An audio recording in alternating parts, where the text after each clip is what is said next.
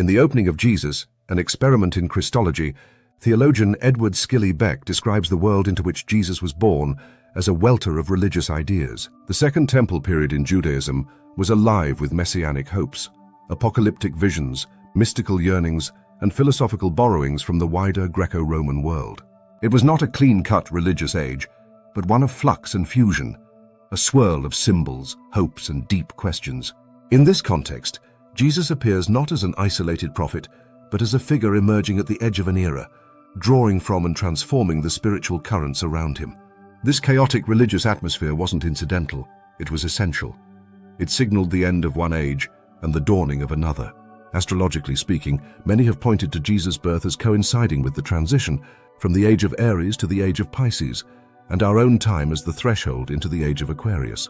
While not meant to be interpreted as strict scientific periods, these astrological ages can serve as symbolic maps for the evolution of religious consciousness across millennia. The Age of Aries, 2000 BCE, 1 BCE, recalls the warrior, the lawgiver, the god of command. Aries, ruled by Mars, is a sign of conquest, assertion, and singular devotion.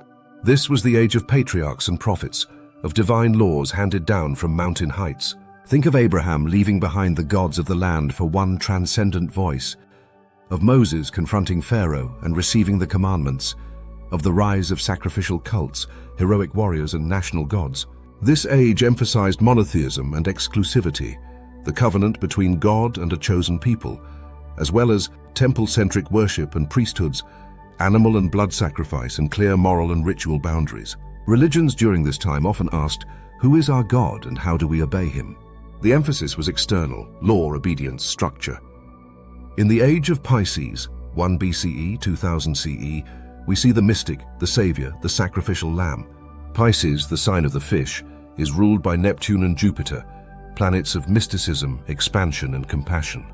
Christianity's rise fits seamlessly with this archetype. Jesus calls fishermen to follow him, multiplies loaves and fishes, and becomes symbolically represented by the ichthys, the fish. But more deeply, Jesus embodies the Piscean ideal, the suffering servant, the redeemer, the one who bears the wounds of the world. This was a time when mystical and mystery traditions flourished. Gnosticism, Mithraism, Neoplatonism. Faith, grace, and salvation became core religious concerns. Dualism dominated, flesh versus spirit, world versus heaven. Large religious institutions emerged, churches, creeds, councils. Martyrdom and compassion were sanctified. The dominant spiritual archetype shifted from the conquering hero to the self-giving redeemer.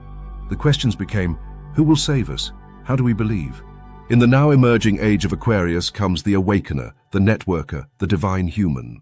Aquarius is the sign of the water-bearer, one who pours forth the waters of knowledge and spiritual nourishment for all. It is associated with Uranus, the planet of innovation, rebellion, and cosmic vision, and Saturn, the planet of structure and integrity. Aquarius blends the two, disruption and clarity, to form a new archetype, the liberated soul in communion with the cosmos.